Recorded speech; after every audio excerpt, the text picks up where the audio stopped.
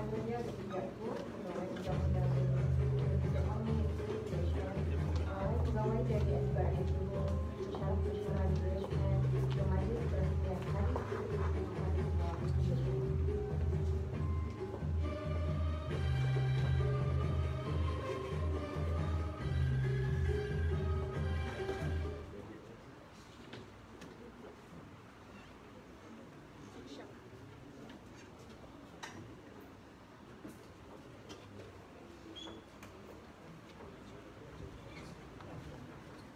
jangan nangga.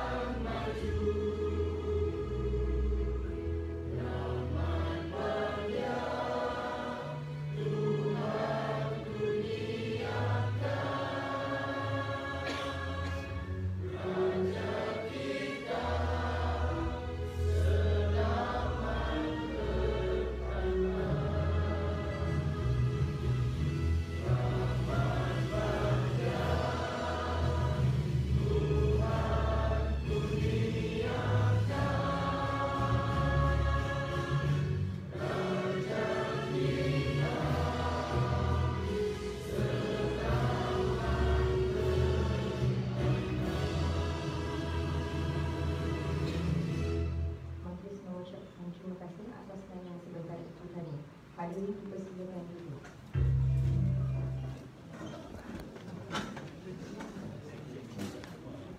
Sirih Khalifat, Sirih Bilang, Sirih dari Pulau Tiai. Pemain serta selamat datang. Awal bismillah pembuka bicara. Bismillahirrahmanirrahim. Yang berbahagia Tuan Haji Abdul Sa'ad bin Syukur, SPRM Cawan Batu Pahat, yang berusaha Wanudia Binti Yaakob, Pegawai Undang-Undang Universiti Tan Hussein On Malaysia, pegawai dari SPRM Johor, pesyarat-pesyarat BHM, barisan ahli sekretariat amal, serta para tetamu yang dikasihi sekalian.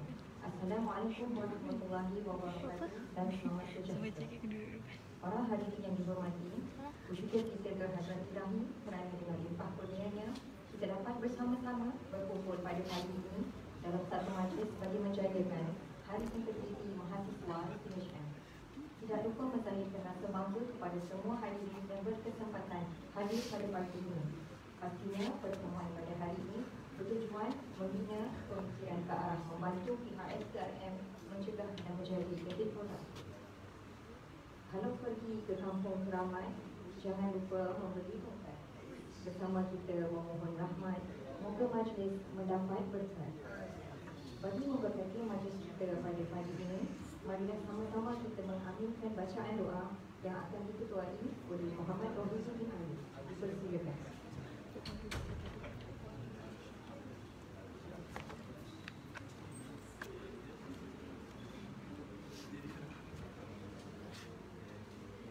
Al-Fatihah.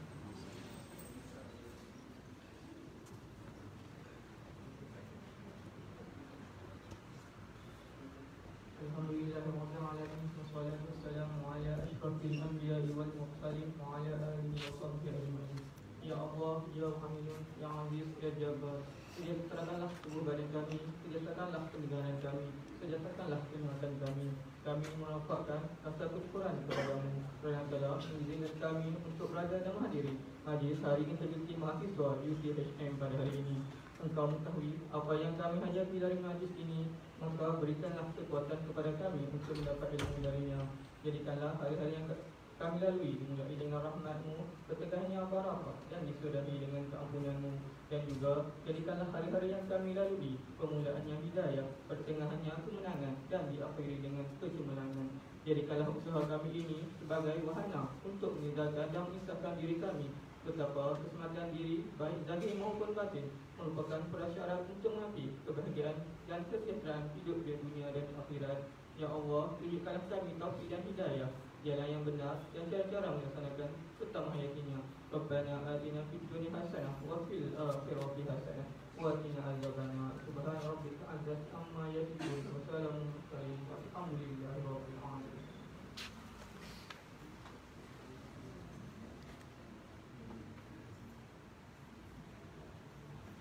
Amin amin ya rabbal alamin. Majlis merakamkan ucapan terima kasih atas bacaan doa itu tadi. Seterusnya, majlis dengan berbesar hati mempersilakan Muhammad Solihin bin Salih selaku pengarah program untuk menyampaikan ucapan.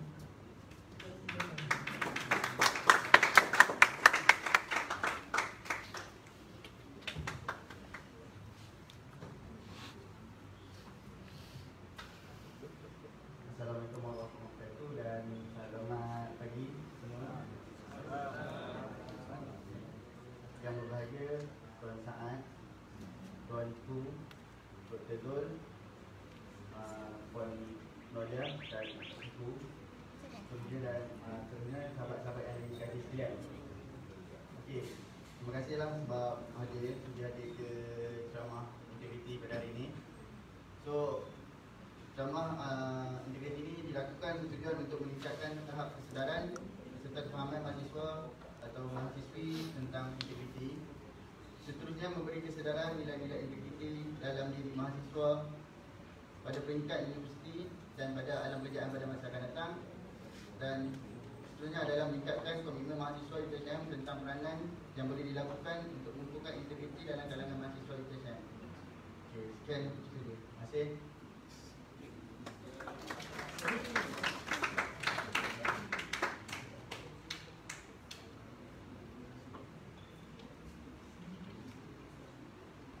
Majlis mengucapkan ribuan terima kasih kepada Muhammad Solihin atas ucapan itu tadi.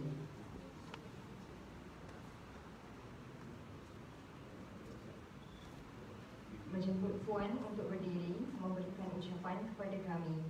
Kepada Puan, ruang diberi merasmikan majlis ini. Majlis diteruskan dengan mempersilakan Yang Bersama Puan Nolia Binti Yaakob, Pegawai Undang-Undang Universiti Tuan Hussein On Malaysia untuk menyampaikan ucapan dan seterusnya menyempurnakan majlis Hari Integriti Mahasiswa UTHM dengan segala hormatnya dipersilakan.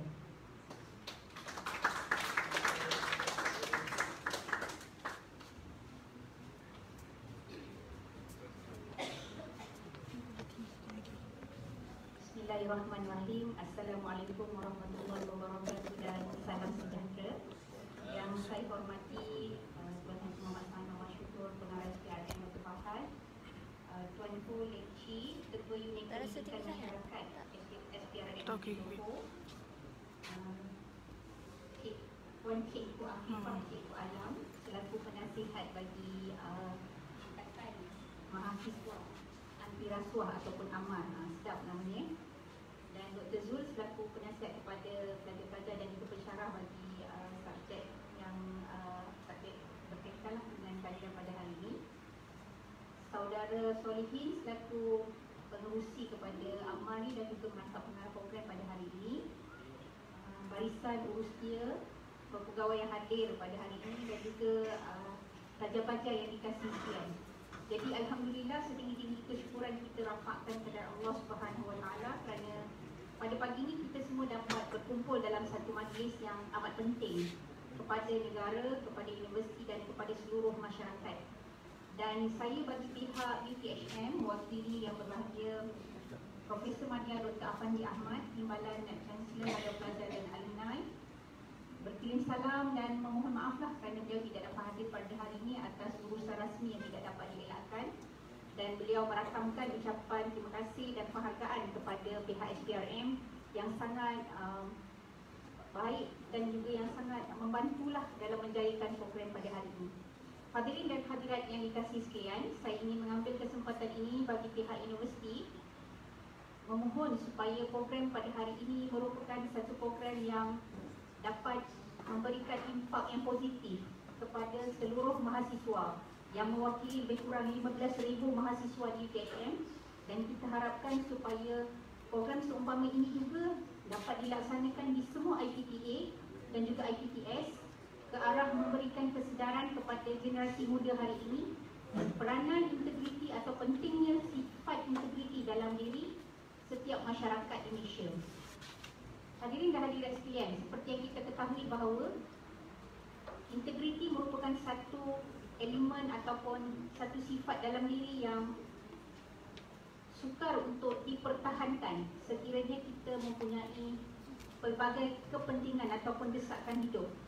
Oleh itu, saya bagi pihak majlis mengharapkan supaya pada hari ini para pelajar dapat menimba ilmu sebaik-baiknya ataupun seluas-luasnya dalam membantu meningkatkan rasa integriti dalam diri. Sebagai contoh, kalau kita di UTHM ni, di pejabat saya iaitu di pejabat penasihat undang-undang, kita sering berhadapan dengan masalah integriti pelajar. Contohnya, perkara yang simple ataupun mudah saja, iaitu ketika peperiksaan. Pelajar-pelajar memang diuji benda yang mudah, iaitu ketika peperiksaan ada peraturan peperiksaan. Tidak boleh membawa bahan terlarang dalam dewan peperiksaan. Benda yang simple itu belum lagi diletakkan di hadapan adik-adik semua. Duit contohnya 10,000, 100,000 tak ada. Kita bagi yang simple je. Dilarang membawa bahan terlarang dalam dewan peperiksaan. Malang ni kita dapati pelajar-pelajar lebih mementingkan markah yang baik, keputusan yang baik berbanding nilai-nilai murni tadi, iaitu integriti dalam menjawab peperiksaan. Kita lihat pelajar-pelajar lebih suka membawa, kalau di sini ataupun masa kita belajar dulu dipanggil toyol kan, bawa toyol dalam dewan, ataupun bawa handphone yang ada nota kan. Toyol tu sama ada dalam bentuk handphone, kertas yang digulung-gulung, tulisan di tangan, di pakaian dan sebagainya. Jadi sebenarnya apa yang mendorong pelajar-pelajar hari ini ataupun mahasiswa yang terlibat untuk terlibat dalam perkara-perkara sedemikian? Tentu sekali keinginan untuk mendapatkan markah yang tinggi dalam peperiksaan. Kita lihat ada kes pelajar tu sebenarnya dia dah ada carry mark ataupun markah terkumpul dia yang boleh dia dapat A+ pun, tapi dia masih sanggup bawa nota dalam peperiksaan kerana dia nak memastikan supaya A+ tu dia akan terjamin dapat sampai ke keputusan yang akhir. Akhirnya resultnya terus dibatalkan. Ada juga pelajar yang bawa ni sebab didorong oleh rakan-rakan. Dia tengok, oh kawan dia bawa tak kena tangkap pun, apa salahnya saya buat juga, mesti boleh. Jadi semua sifat-sifat ini sebenarnya dia boleh membarah dalam diri adik-adik sekiranya tidak dikawal dari hari ini. Sebab tu kalau kita lihat banyak kes-kes rasuah di luar itu, dia sama ada berpunca daripada rasa nak dapatkan sesuatu yang lebih mewah ataupun suka-suka. Kadang-kadang dia jadi sifat ataupun memang suka nak melanggar peraturan, suka nak mencabar integriti itu sendiri. Jadi saya mengharapkan supaya program ini dapat memberi impak yang positif lah kepada mahasiswa dan mahasiswi sekalian. Dan saya amat mengharapkan Angkatan Mahasiswa Anti Rasuah ni boleh berperanan kepada seluruh mahasiswa dan mahasiswi di UTHM khususnya untuk memberi kesedaran ni tentang peranan integriti dalam diri masing-masing. Integriti ni suatu yang sangat subjektif. Kita tak boleh nak ukur pada diri kita, tetapi kita boleh tahu kita berintegriti ke tidak dalam banyak perkara atau perbuatan yang kita lakukan. Contoh, kita pergi kelas pergi kelas sepatutnya objektif kita apa? Belajar. Tapi kita duduk dalam kelas, diri dasar dalam kelas, pensyarah mengajar, apa kita buat? Kalau kita seorang yang berintegriti, kita fokus pada pelajaran. Tapi integriti boleh kita nilai dalam diri kita apabila pensyarah mengajar, kita sibuk tengok handphone, tengok WhatsApp, tengok YouTube, tengok apa-apa lah. Jadi dekat situ sebenarnya dia telah menguji integriti kita dengan benda yang simple je sebenarnya.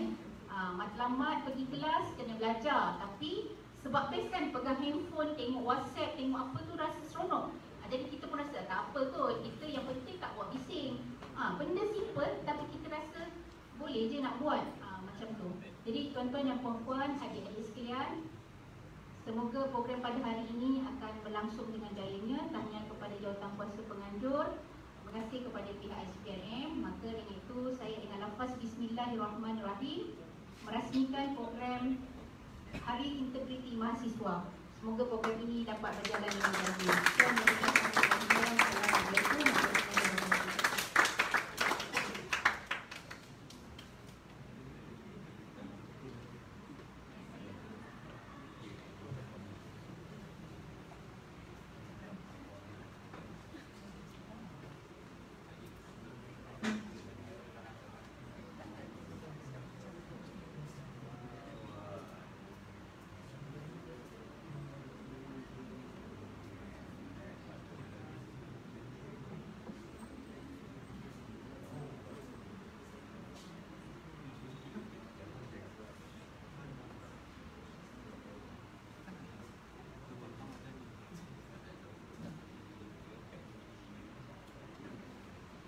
Jemput Puan Nuria Binti Yaakob untuk merasmikan.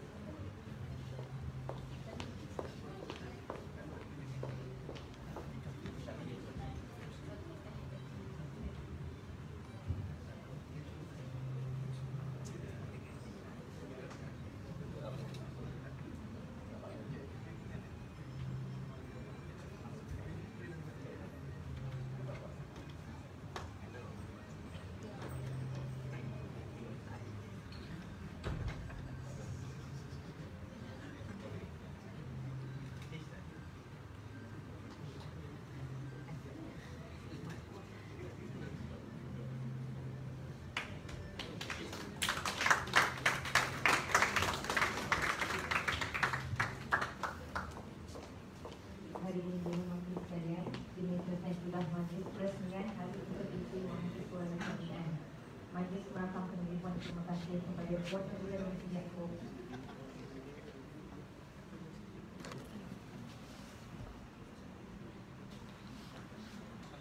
Hadirin kasih, sebenarnya Hari Integriti pada hari ini kita akan mendengar ceramah yang bertajuk Integriti Mahasiswa dalam Akademik yang akan disampaikan oleh Tuan Kuli Cik pensyarah jemputan dari SPRM.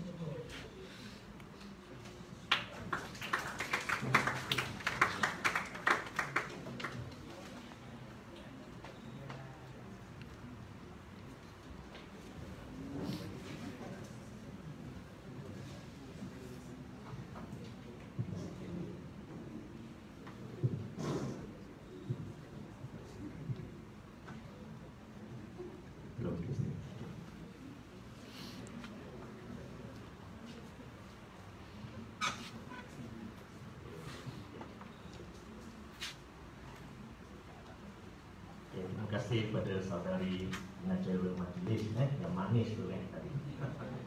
Okey, salam sejahtera dan selamat pagi Saya ucapkan kepada yang dihormati Wan Noria Binti Yaakob, Penasihat Undang-Undang Universiti Teknologi Sungai Selong UiTM, merupakan wakil rasmi kepada Tuan Timbalan Naib Chancellor Dewan Pelajar UiTM pagi ini, dan juga Cikgu Atifah binti Cikgu Alam Guru Bicara Penasihat Akma UiTM, Dr. Ju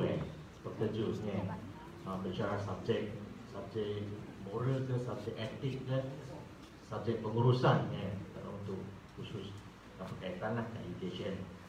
Dan begitu juga salam saya sampaikan kepada Tuan Haji Saad bin Sukur, Ketua Cawangan SPRM Batu Pahat, seperti bersama kita. Tidak lupa dan tidak ketinggalan juga pensyarah-pensyarah lain, dan yang paling penting pagi ini adalah adik-adik. Boleh saya gelar adik? Saya rasanya rata-rata lah adik-adik saya lah kan. Adik-adik mahasiswa APMA, Angkatan Mahasiswa Anti Rasuah. Tahniah, dapat adik-adik semua ke sini. Dan APMA sudah tentu tuan-tuan perempuan adik-adik semua kan tahu, dulunya dikenali sebagai Sekretariat Pencegahan Rasuah SPR dan IPTA dari awam, apapun yang ada juga di IPS. Dan kita melalui tahun lepas kita dah menjenamakan semula angkat Sekretariat SPR tersebut kepada APMA, Angkatan Mahasiswa Anti Rasuah. Tapi semangat objektif dan tetap sama betul. Saya berterima kasih dan ucapkan syabas kepada pihak Barisan Esko dan juga ahli-ahli APMA yang hadir pada pagi ini, kerana telah berjaya mengelolakan serta menganjurkan satu program Hari Anti Rasuah, Hari Integriti Mahasiswa yang cukup bermakna. Dan cuma saya tak nampak kat sini, mungkin untuk program hari ini masih tertumpu kat Dewan ni kan. Kalau boleh satu hari lagi, mungkin tahun depan atau bila-bila seterusnya kita sebarluaskan, kita bawa benda ni kan, program aktiviti keluar daripada Dewan ni kan, atau buat berskala lagi besar. Mungkin kita dapatkan Dewan Officer tapi kat universiti seperti Puan Nolia sampaikan tadi, kat UiTM kita ada warga sama ada mahasiswa atau tenaga pengajar, staf kita, kaki tangan universiti yang melampaui lebih daripada 15,000. Betul?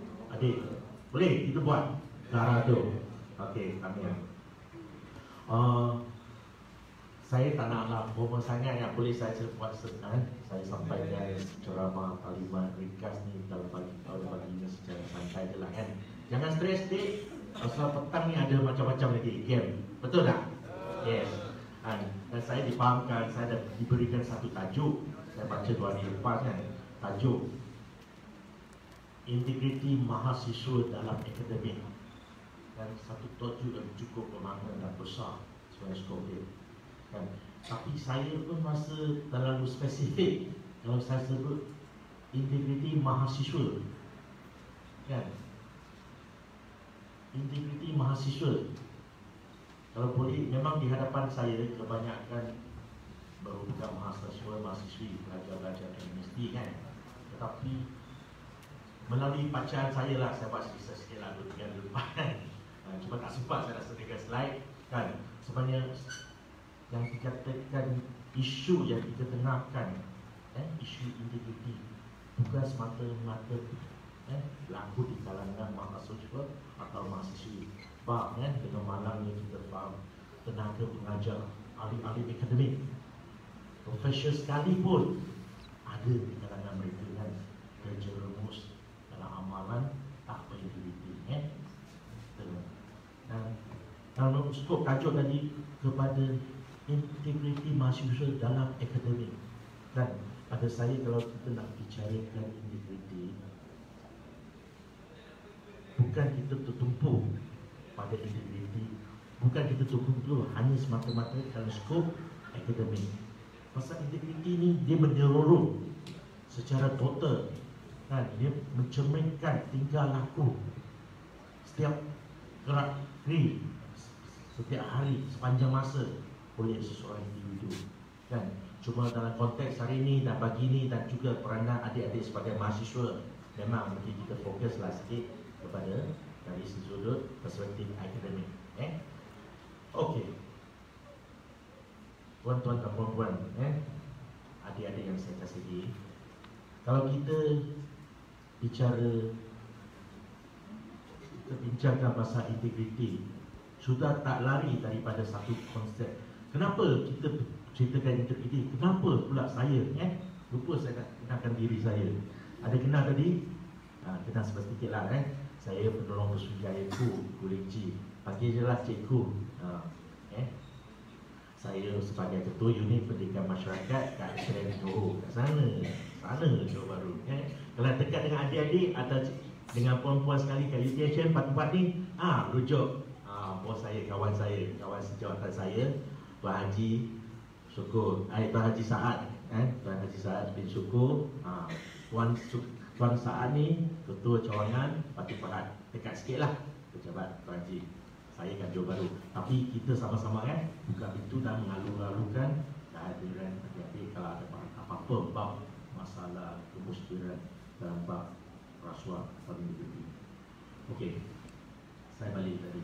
Dan kenapa saya dijemput? Saya ni pegawai Suruhanjaya Pencegah Rasuah, pegawai SPRM, kan? Kerja saya memang orang cakap lah, membasmi rasuah, kan? SPRM kita ada 3 fungsi. Kat SPRM tu dia mengamalkan strategi serambang 3 mata. Ramai di kalangan masyarakat orang dia tahu SPRM tangkap siasat kes rasuah, salah luka rasuah, jenayah rasuah, kesalahan-kesalahan yang melibatkan rasuah, salah laku dan penyelewengan, tangkap-tangkap, kan? Tapi adakah adik tahu juga kat SPRM, di dalam struktur organisasi, SPRM tu struktur organisasi jabatan tersebut juga mempunyai fungsi pencegahan rasuah melalui pemeriksaan dan rundingan.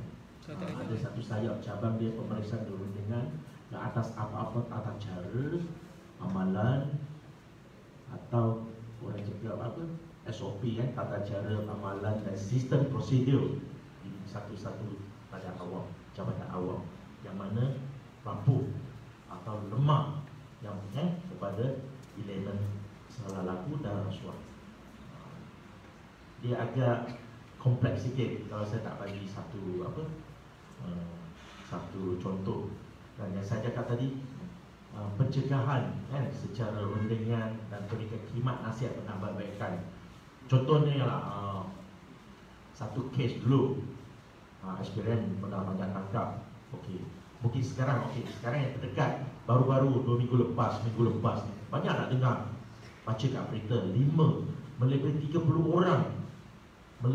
orang pegawai JPJ Pulau Pinang, anggota dia cari tangan. Baca kat Facebook mesti ada, hebat berita ni, dan ditangkap, yang terlibat dalam kononnya lah dapatkan kutipan atau dia kalau istilah kita orang dia pau dengan tauhid atau pemilik lori, syarikat berangkutan dengan lori, supaya lori mereka kebab walaupun muatan lebih dikenakan tindakan, walaupun bawa melalui tempat larangan atau melanggar apa peraturan lalu lintas, dia kebab, tidak akan dia ambil tindakan oleh JPJ. Sebab apa? Sebab tauhid sudah sudah bayar bulan-bulan kepada pihak penguasa JPJ berkenaan. Itu ceritanya. So SPRM telah dapat maklumat sebenarnya dan kita buat kerja operasi dan kita tangkap pegawai penguasa. Dan setelah tangkap, selesainya kerja-kerja siasatan, kertas siasatan tersebut akan diangkat untuk izin pendakwa raya supaya dituduh di mahkamah. Itu proses kehakiman, proses pengurusan kehakiman pada negara kita. Biasalah berbicara di tempat, kasusnya masalah sebab JPJ yang ditangkap dituduh tu akan diadili kat mahkamah. Nampak? Experience kita siasat, tapi yang mendakwa satu pihak, daripada pendakwa raya, daripada pejabat pendakwa raya. Dan hakim yang arif kat mahkamah tu akan menghadiri kes tertentu. Kalau betul kukuh sabit, keterangan cukup, saksi-saksi cakap benar, benda tu boleh, kesalahan tu disabit. Baru dia akan jatuhkan hukuman kepada tertuduh tersebut, yang dikatakan suspek atau tertuduh. Itu proses operasi yang siasatan experience. Ramai orang memang tahu. Tapi yang saya sentuh tadi tu, selepas daripada tangkap, tak habis, tak selesai masalah. Sekiranya satu-satu orang hanya ditangkap, 30 orang ditangkap, jawatan kekosongan tersebut bakal diisi. Kalau tak ada apa-apa usaha lain, benda ni akan berulang. So salah satu fungsi SPRM untuk mencegah rasuah adalah meneliti, melalui sektor pencegahan kita ada bahagian pemeriksaan, kita meneliti tata cara prosedur, amalan atau sistem dalam JPJ tersebut. Kenapa rapuhnya sistem ni sehingga lakunya rasuah. Contoh ni kita kaji dalam semakan tu, rupanya kumpulan pegawai penguatkuasa JPJ ni 20 orang keperluan, ada yang telah berkhidmat bertugas di tempat tersebut kat Pulau Pinang berlebih 10 tahun. Dia dah kena masak dah, dengan tauke-tauke, dengan pemilik lori tersebut. Dia bukan dengan driver, dengan bos dia bos yang datang. So daripada hasil pemeriksaan pegawai SPRM tu, kita boleh kemukakan cadangan. Contohnya kita mencadangkan cadangan supaya ada rotation kerja, pusingan kerja di kalangan penguatkuasa. Atau kita pergi menyarankan sekiranya apa-apa operasi oleh JPJ, kita sarankan buat operasi bersama, sama ada dia jemput pegawai SPRM ada bersama, atau mungkin buat operasi bersama dengan pihak kuasa lain, pihak polis trafik, penguatkuasa daripada pihak kuasa tempatan, supaya ada rasa takut dan malu tau. Kalau you nak ambil satu rasuah di depan klik atau orang-orang yang tak biasa, you duduk dalam satu pasukan, you tak berani, you tak tahu latar belakang orang yang bekerjasama dengan kamu tu, sama ada dia kalau kita JPJ, dia polis, sama ni polis trafik ni akan report tak kalau kita terima rasuah dalam operasi tersebut. So itu cara atau cadangan mungkin SPRM kemukakan untuk menutup ruang dan peluang rasuah.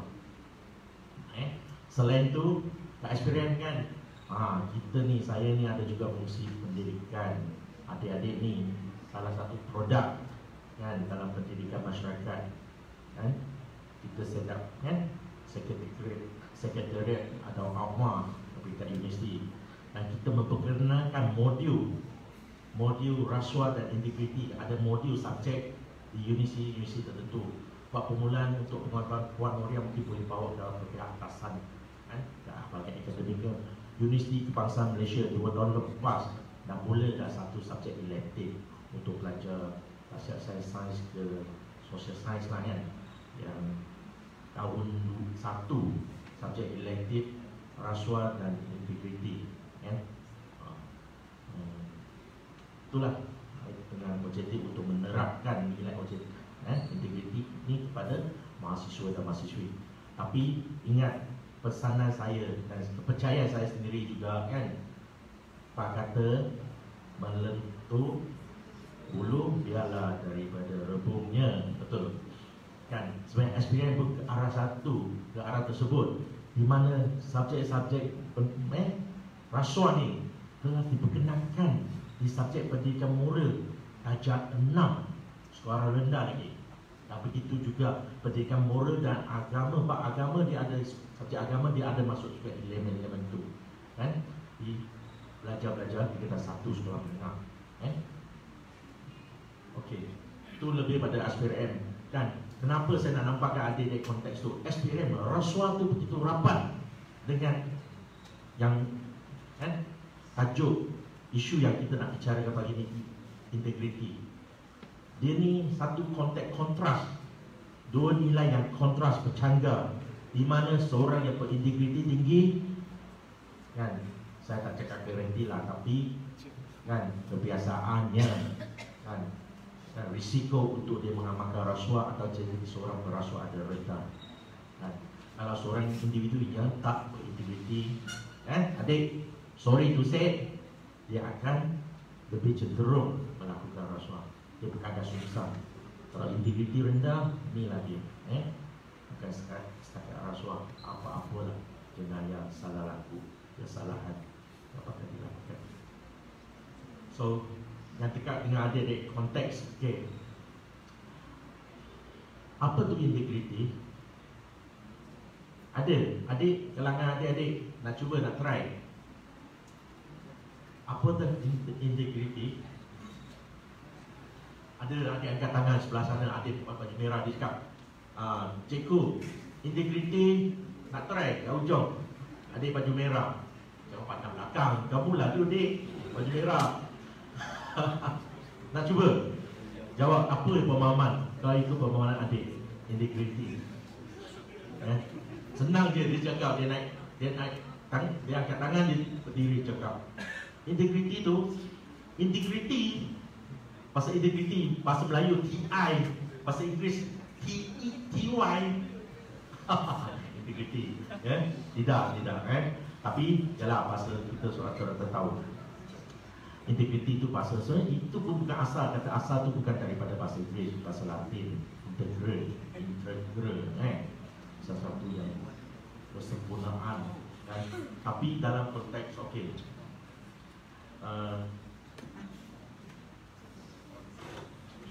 kan, dalam konteks kita, kan, kalau kita cakap dengan atuk nenek kita kat kampung, integriti, agak-agak nenek kita faham kan? Integriti, saya nenek atuk, kan, saya berazam mulai hari ini saya nak jadi seorang yang berintegriti lah, kan. Atuk pun pelik kan, apa dia berintegriti, integriti tinggi, kan, dalam bahasa muda kita atau dalam bahasa Melayu mungkin kita boleh, kan. Saya sebenarnya ada dapat juga istilah apa, takrifan, definisi daripada Kamus Dewan sama sekali. Mana saya tulis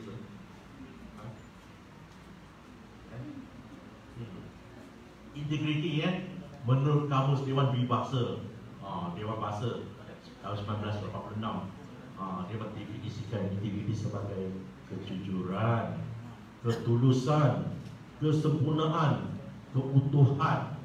Kalau cakap dengan tok-tok, saya nak jadi seorang yang utuh, jujur, barulah tok faham, kan? Tapi itu dia, sebenarnya dia merupakan semua satu set yang banyak merangkui satu set jati diri yang cukup banyak, kan? Di mana dia merangkui tadi kan, bukan setakat yang tadi saya sebut, kejujuran, ketulusan, kesempurnaan, keutuhan, tapi dia boleh dikembangkan kepada keikhlasan, kan? Keterbukaan, ketelusan, transparent, telus, kita tak bohong, kan? Amanah, kan? Bercakap benar, pegang pada prinsip. Seorang yang berprinsip, kan? Seorang pegang pada prinsip, bukan kejap ni, cakap ni, lepas tu kemudian tindakan dia buat lain atau dia cakap lain.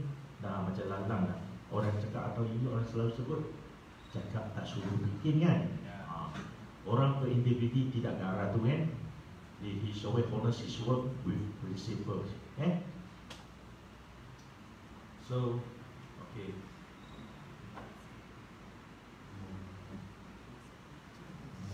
Integriti ni tidaklah boleh, dia tidak macam Puan Noria tadi sebut tu, dia tidak boleh diukur dengan hanya cakap, kan?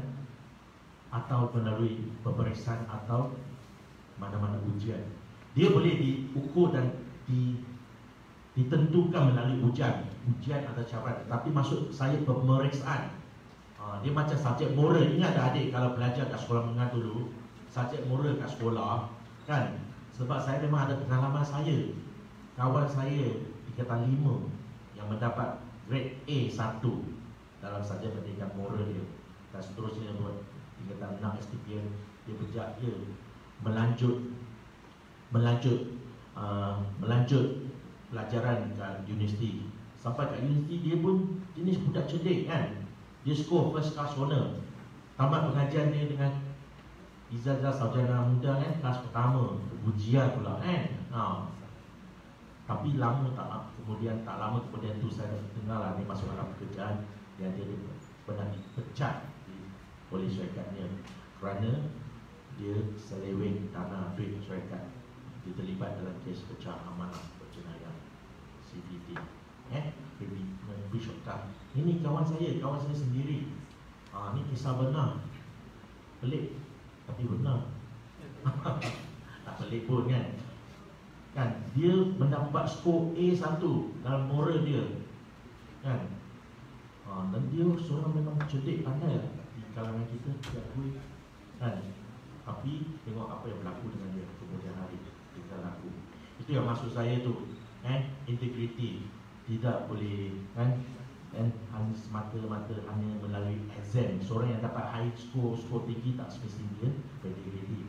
Begitu juga kalau universiti kan, atau mana-mana IPT kan, boleh menghasilkan kan graduan yang mempunyai skor tinggi, tapi pak aspek akhlak, pak aspek kemanusiaan ni, aspek keimanan ni kan tidak dipertingkatkan kan. Banyak lulusan graduan dari universiti atau IPT tersebut kan terjerabak dalam amalan-amalan yang tak bagus, pecah amanah, mengamar rasuah, ambil rasuah, dan menipu kat luar, membangunkan scam macam-macam kan, fraud kan, menyebabkan fraud di company mereka kan. Semua ini kan mungkin adalah kita punya, orang cakap kecuaian kita terlepas pandang, tak ambil berat dalam fokus dalam pembangunan sosial kan, dan termasuk aktiviti lah dalam kata-kata kita belajar kita. So tidaklah melalui ceramah saya atau kalimat ringkas sejam ni adik-adik akan tingkat integriti sampai tahap langit. Tidak. Tapi kalau dapat tingkat 5% ke 10% dari hari ini, kita abad azam tanamkan semangat baru, itu pun memadai dah, cukup dah kan. Sebab apa? Moral, apa tu integriti ni, dia menurut satu set sebahagian daripada nilai moral. Moral, apa dia moral adik? Moral ni apa tu moral? Immoral or moral? Ethic or unethical? Beretika ke tidak beretika? Moral ke tidak moral kan? Moral ni dia merupakan, dia terbit daripada nilai kan, value individu kan, value nilai yang terpedam, pegangan kita nilai kan, yang kita membezakan sesuatu kan. Dalam saya punya tarifan dan baca saya dapat tu, it distinguish the value kan, nilai ni, moral ni, the moral value enables an individual distinguish a good from the bad, a right from the wrong kan. Nilai moral ni, pegangan ni kan, yang membolehkan seseorang tu membezakan apa tu yang betul, apa tu yang salah, apa tu yang benar, apa tu yang tak benar. Dan dia memang melalui pengajaran, tapi juga tak kurang dia melalui pengalaman kita melalui pengajaran, asuhan daripada peringkat muda lagi, masa kita kat kanak-kanak. Jangan anggapkan pendidikan ke apa tu, pengajaran tu semata-mata pada peringkat sekolah, alam universiti. Betul tak? Betul kan? Saya ni baru kan dah bergelar ya, ada anak 2 orang. So saya tu lagi memahami sebenarnya kita sebagai ibu bapa, adik-adik kat mahasiswa amal, adik-adik amal ni yang pagar juga menjadi kan ibu bapa orang satu hari kelak kan. So you akan tahu peranan kita as a role model. Anak-anak kita akan meniru dan mempelajari setiap tingkah laku kita. Kalau kita ni jenis kat rumah sentiasa bercakap bohong je, percayalah dia akan meniru dan ikut satu hari. Macam kita bawa anak kita kan depan traffic light, kita tak berhenti lampu merah, kita langgar je kan, anak duduk kat kereta, dia mematikan. Dalam kereta lepas makan KFC kan, French fry kan, bungkusan tu, plastik tu, straw tu, buang campak merata-rata je kan. Anak-anak kita yang dalam kereta tu, dia mematikan, observe kan, dia tengah memati dan dia akan meniru kan. So tak boleh panjang sangat, itu moral. Satu moral yang boleh diterima oleh masyarakat, norm masyarakat kan. Dan benda tu yang boleh diterima masyarakat, iaitu boleh diterima kebanyakan anggota masyarakat. Dan begitu juga dia akan mematuhi kepada peraturan-peraturan serta undang-undang negara yang telah diluluskan, yang telah dipersetujui. Dia mesti dalam set tu kan, yang dikatakan seorang moral. Dan integriti, benda-benda ni terkudung dalam ni, dia tak boleh terlangkaui kan, yang saya cakap tu. Okey, so saya balik kepada isu integriti mahasiswa dalam konteks akademik kan. Dalam bacaan saya ada 2-3 kertas yang sempat saya juga dapat daripada internet. Sebenarnya saya nak terangkan kat sini, kalau salah lakukan sesuatu yang tidak bermoral kan, atau tidak jujur kan, dia tak semestinya melanggar undang-undang. Tapi moral kadang-kadang tak. Moral memang tinggi tahap ini standard, dan undang-undang dia tak begitu tinggi kan. Kamu tidak apa, tadi yang contoh saya sebut tadi, membuang sampah merata-rata kan, merokok dalam restoran sekarang. Merokok dalam restoran dah jadi kesalahan undang-undang. Tapi kalau kita membuang sampah di sesuatu negara atau sesuatu tempat, dia jadi kesalahan, sesuatu tidak. Singapura agak strict. Di sini kita pihak kuasa sebenarnya ada peraturan. Sebenarnya saya nak nampak kepada adik-adik tu, ada setengah perbuatan tu dia tidak bermoral, tetapi dia tidak mengakibatkan kepada kesalahan jenayah kan. Pernah adik-adik ditegarkan pasal kesalahan utama atas SPRM, itu kesalahan jenayah Kalau disiasat, ditangkap tadi kan, saya cakap dihukum, didenda pula, bukan sekadar didenda kan, bahkan kan wajib akan menjalani hukuman penjara. Itu jenayah. Yang seseorang, perbuatan yang dibuat oleh seseorang yang tidak berintegriti atau kurang berintegriti tidak semestinya sampai ke tahap jenayah, perbuatan jenayah kan. Tapi perbuatan yang tidak bermoral, itu pun perbuatan tidak. Itu pun boleh mencerminkan kan, tahap integriti individu itu adalah rendah kan. Contoh kenapa saya nak bezakan, adik-adik nampak kan, adik-adik perbezaan ni ada kerana saya nak bicarakan sesuatu yang dikatakan academic dishonesty, ketidakjujuran dalam akademik. Tapi ada juga sesuatu institut, ada universiti yang lebih tegas, dia melabelkan ketidakjujuran akademik ini sebagai academic crime, jenayah akademik sekali. Boleh bayangkan adik, just saya lah nak ajak adik-adik bagi contoh satu, kedua, apa yang dikatakan ketidakjujuran akademik. Meniru kan, itu perempuan punya jawapan. Lelaki, adik-adik lelaki ni, apa jawapan kamu? Plagiat. Bagus, hebat. Plagiat kan. English plagiarism kan. Saya pun dulu masa kat sekolah tak tahu benda ni, kat universiti lah. Itu pun tahun ketiga baru kita lebih sedar kan definisi plagiarism dan kegiatan atau perbuatan plagiat. Memang banyak saya membaca ke arah tu kan. Apa tu plagiat? Satu didefinisi oleh Kamus Dewan, Marine Website Online Dictionary kan. Plagiarism means plagiarism bermaksud dia bagi simple je 4 kategori lah kan. Number one, to steal or pass off the idea of the idea of the work of one person and as its own. You mencuri, meniru dan menuntut idea atau kaya orang tu sebagai kamu punya. Itu piagam satu. Perbuatan piagam, piagat yang dikatakan itu, dia menggunakan to use as whole or partially the product without accrediting the source. Dia mengolah memetik, mengolah, mengambil sebahagian atau keseluruhan mana-mana kaya tanpa memberi iktirafan accreditation pada sumber-sumber asli, sumber asal yang dirujuk tu.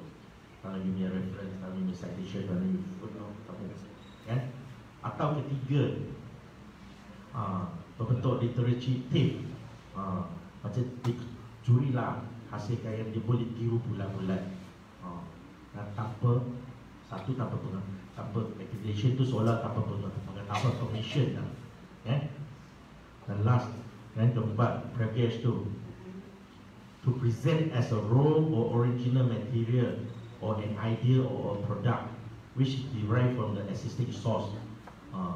Dia mendakwa ini adalah satu hasil baru, satu ciptaan baru, satu finding baru, satu dapatan setelah dia punya usaha, dia punya survey, dia punya kaji selidik, dia punya research, dia claim ini penemuan finding baru, trend macam ni, ke arah tu, ke arah ni, trend positif, trend negatif. Tapi sebenarnya tidak, benda tu orang buat.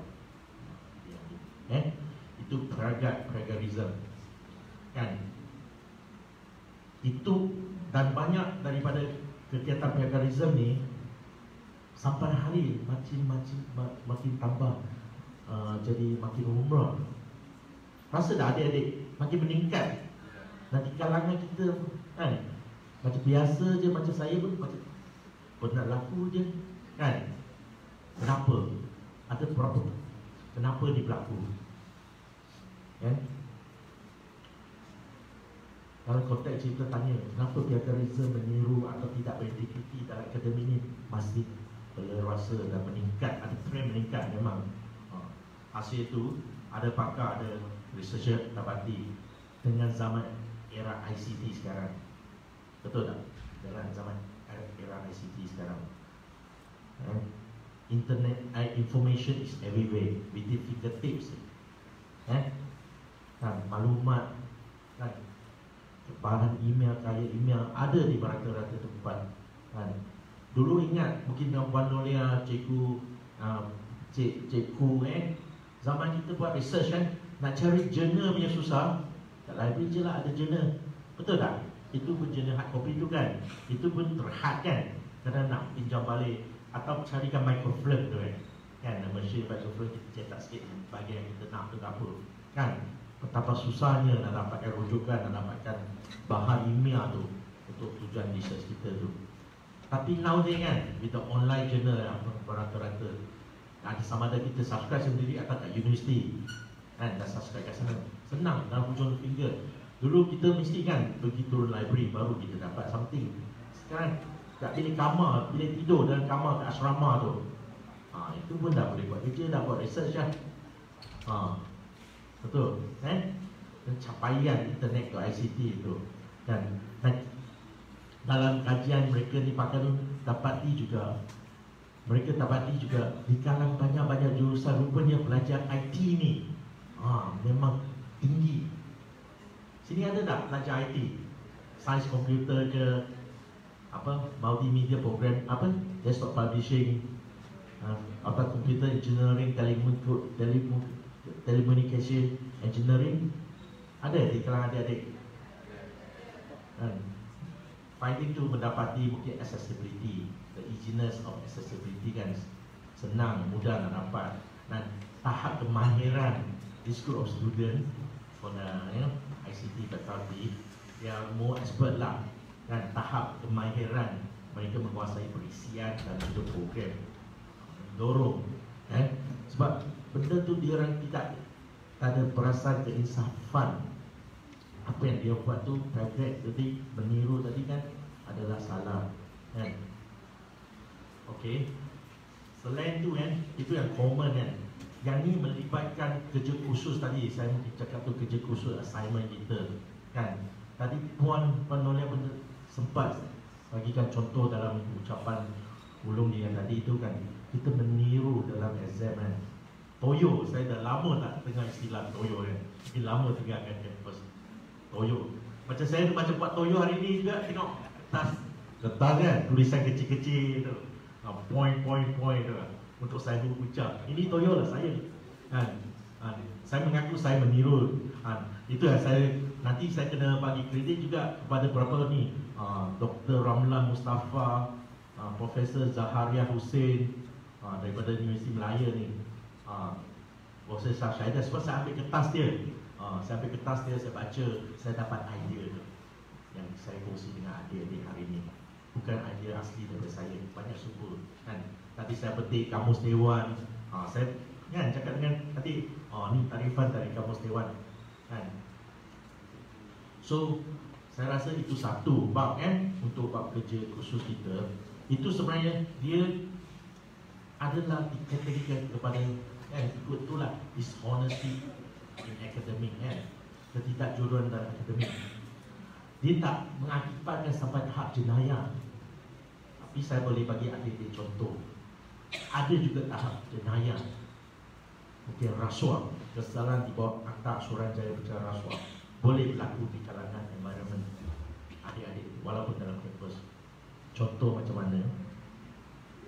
Saya boleh petik mungkin satu contoh atau kes yang berlaku dulu dalam beberapa tahun lepas lah kat Singapura, kalau adik ada ikut perkembangan. Dan kes sedemikian senario yang sama pernah berlaku di one of the IPTA dalam negara kita, tak lepas Kelang tu saya nak sebut, di mana ada pelajar ni kes yang Singapura, ada seorang mahasiswa perempuan, dia menghadiahkan pensyarah ni, pensyarah daripada Fakulti Undang-Undang US, somebody Professor Equivalence or the norm. So there's no skill on the nonsense illiterate of the law. And some more kan, kejahilan undang-undang bukan satu pembelaan kan dalam semangat undang-undang. Hakim tak terima. Kita tak tahu itu rupanya salah. Tidak. Di mana mahasiswa perempuan telah menghadiahkan pen, jam emas, jam tangan yang mahal, mewah kepada pensyarah dia, dan setuju terima jemputan pensyarah lelaki dia tu kan, keluarlah makan minum, berdating lah. Tak apa yang lebih lanjut saya tak pasti. Okay. So supaya perempuan tu kan, mahasiswa perempuan tersebut boleh diberikan grade yang tinggi, grade yang cemerlang.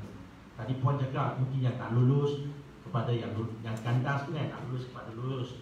Tapi tak perlu sebenarnya. Kalau you orang dah cantik cemerlang dah, kenapa dia nak ambil risiko tu? Kalau jadi ni terdedah kan, itu merupakan satu kesalahan rasuah. Kenapa saya cakap itu kesalahan rasuah? Kalau ikut tarifan kesalahan rasuah kan, pemberian atau penerimaan itu bab orang yang beri rasuah.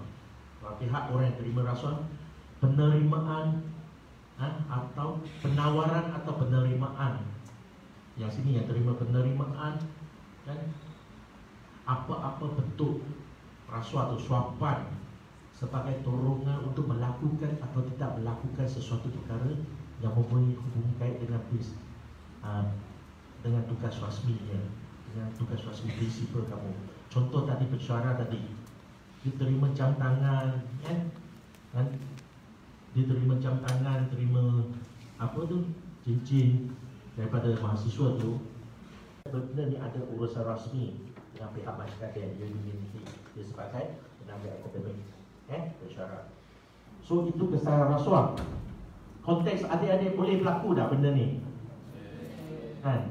Tadi puan Noria cakap desakan, dan sebenarnya benda ni bukan saya nak skop ni, nak kongsi dengan adik-adik. Kalau cikgu-cikgu bersyarat, saya minta maaf, bukan saya nak menyuruh perasaan, tapi hakikat, realiti. universiti ini daripada paper saya kan, daripada paper universiti ada setengah universiti memang meletakkan terbitan jurnal, buku, penulisan akademik atau petikan citation, bilangan petikan citation oleh orang lain kan sebagai KPI kenaikan pangkat tenaga pengajar tersebut. Dia sekan kalau Profesor Madya ni, Pro Madya ni nak pergi Profesor, nak naik pangkat Pro tu, dia kena dalam setahun tu dia kena terbitkan berapa jurnal, berapa buku, berapa publication atau bentangkan berapa kertas kan, di peringkat dalam negeri, di peringkat persada antarabangsa, berapa kertas dia perlu bentangkan. Benda ni akan jadi kriteria kenaikan atas desakan tu, atas nak kejar. Ada setengah universiti kerana terlalu tasuk dalam mengejar ranking, QS ranking, apa tu QS survey ranking kan, ranking universiti Malaysia kan, UTHM ada tak masuk dalam top 500 university, the best university in Asia, tak payahlah the world lah kan, Asia cukup. Ada setengah pihak universiti, pentadbiran universiti telah tasuk nak kejar ranking ni, so memaksa kan academician diorang dan ada sesuatu memang untuk ada setengah academician bersyarah kan nak mengejar tahap apa status yang lebih tinggi, dia mengabaikan elemen integriti, mengabaikan kan sanggup sehingga dia sanggup melaksanakan tadi saya cakap bukan setakat geragat dia kerja atau research dia kan, kerana dia menggunakan tenaga pelajar-pelajar yang dia supervise. Kalau thesis kan dia sebagai penyelia thesis kan, hasil-hasil tabatan pelajar dia, tapi dia tuntut sebagai dia punya atas kapasiti dia sebagai penyelia, dan dia tak kredit pun, tak bagi acknowledgement pun, beriktiraf pun kepada kumpulan pelajar tersebut yang betul-betul melaksanakan research tu kan. Itu satu. Dan juga ada setengah pensyarah cikgu pensyarah kan, profesor tu dalam satu-satu projek dia orang diberikan grant, betul tak? Research grant. So ada setengah tu menyalahgunakan grant tu. Kalau salah gunakan grant kan, dengan mengemukakan dokumen palsu yang mempunyai butiran matan yang palsu, yang mengandung nilai kewangan kepada pihak majikan prinsipalnya dengan tujuan untuk menipu, itu juga adalah satu kesalahan jenayah, kesalahan di bawah section 18 Akta Eksperimen. Kita dengar tentang false claim tu lah. False claim mungkin diberikan adik-adik mahasiswa ni tak terlalu ni, tapi dengan pensyarah tu mungkin berlaku. Grant, ada setengah pensyarah dalam projek tu, projek research projek dia mengambil research assistant RA. Di sini adik-adik kalau final year mungkin lah ada peluang tu jadi RA kan, pembantu penyelidik kan. RA ni sebenarnya tak wujud, atau one kan, mungkin project research project the leader, the project team leaders kan, dia just ambil 2 RA, tapi dalam tuntutan dia apa kan, dia masuk dengan pihak universiti kan, RA 5 orang bayar dengan sekian-sekian amount dan perolehan alat-alat atau instrumen kan, buat conducting dan yang manipulasi. Ini tidak lagi yang saya kategorikan, tidak lagi ketidakjujuran, sebenarnya jenayah, rasuah kan. Dan dia false claim, buat false claim tadi tu.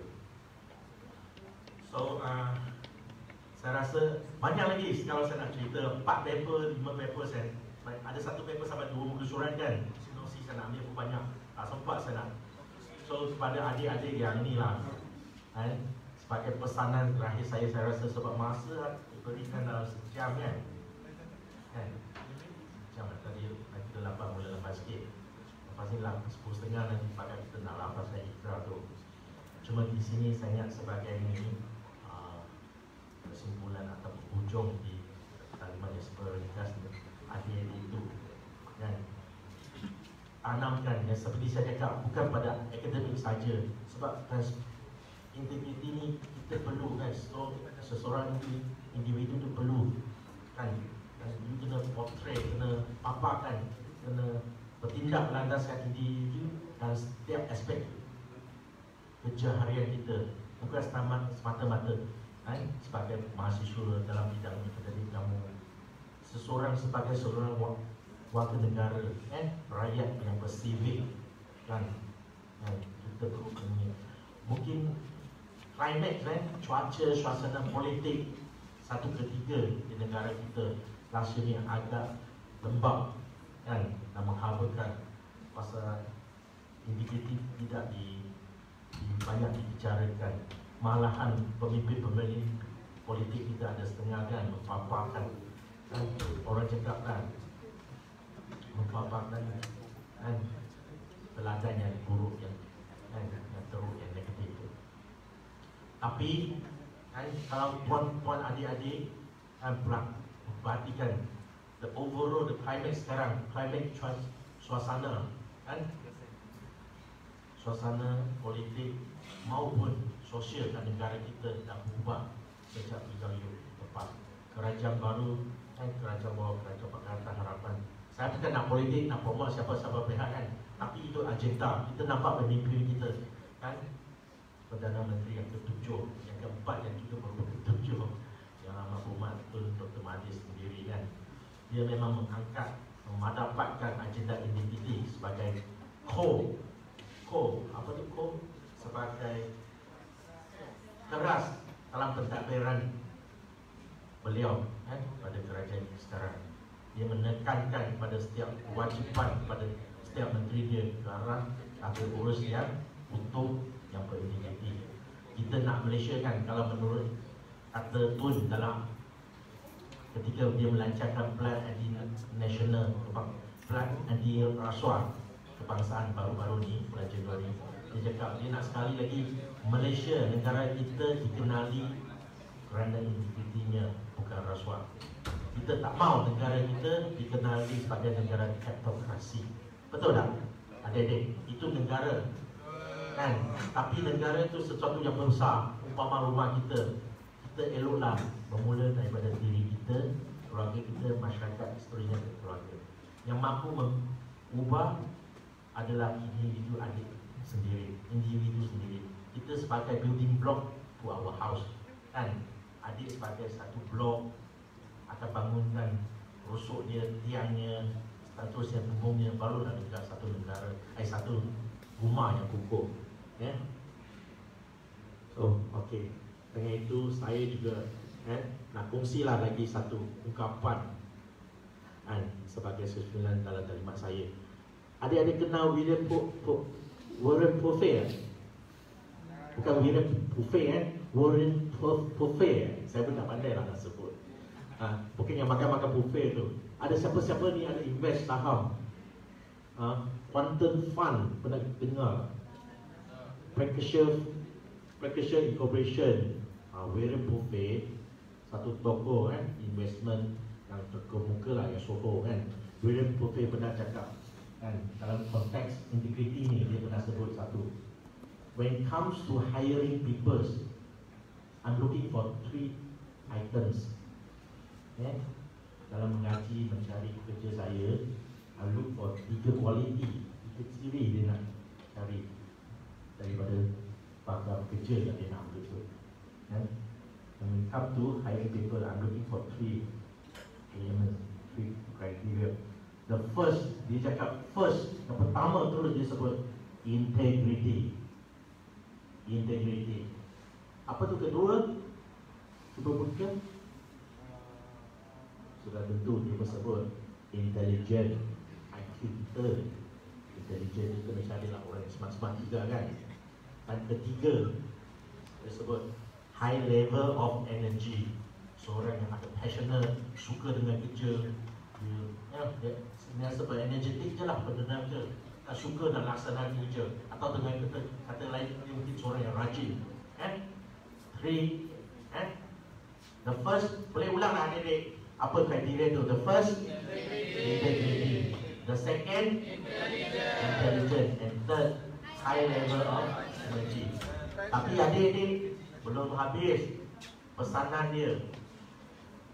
Dalam 3 perkara ni, you must pentingkan integriti.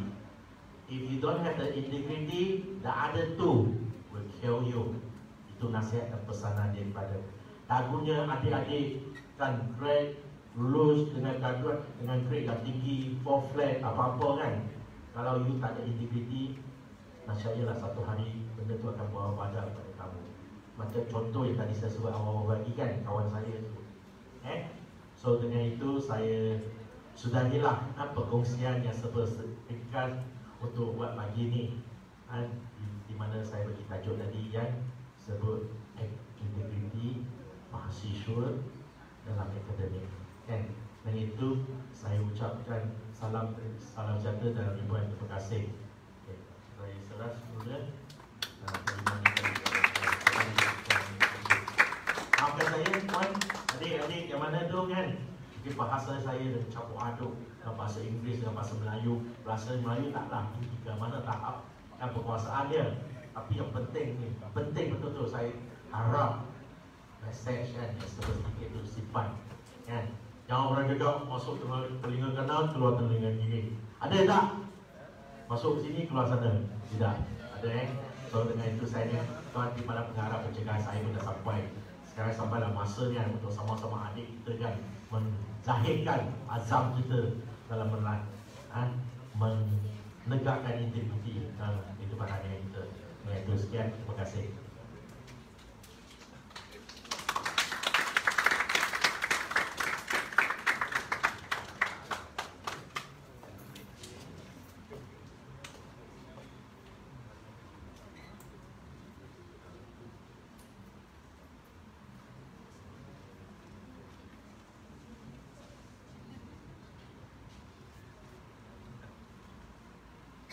Sudah ceramah kita pada hari ini. Diharapkan segala ilmu yang dikongsikan oleh Tuan Puri Chin sebentar tadi dapat digunakan dan membina integriti dalam diri para hadirin tidak kira dalam apa jua keadaan.